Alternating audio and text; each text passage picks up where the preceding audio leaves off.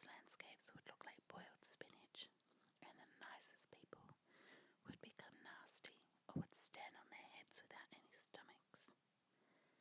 Their faces would be so twisted that one didn't know them again, and if you had a freckle, you could be pretty certain that it would spread all over your nose and your mouth. This was great fun, thought old Nick. If a nice, kindly thought passed through anyone's head, the looking glass would show such a grin that the demon couldn't help but laugh at his curious tricks. Everyone who went to the imp school, he camped at imp school, used to go about saying that a miracle had happened. For the first time, they said, you could really see what the world and human beings really look like. They would run about the looking glass, and in the end, there wasn't a country or person anywhere that hadn't been distorted in it. They next thought that they would fly up towards heaven itself, so as to make fun of angels and our Lord.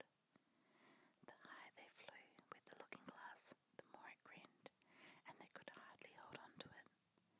Higher and higher they flew, getting nearer to God and his angels.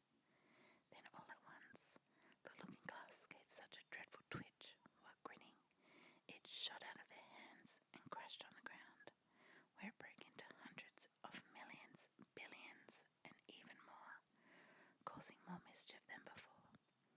For some of its bits were scarcely as big as a grain of sand, and these went flying all around the world, and if they got into anyone's eyes, they would stick there, and then people, then seeing everything wrong, or having an eye for only what was bad in everything, each little bit having the same power as the whole looking glass had had.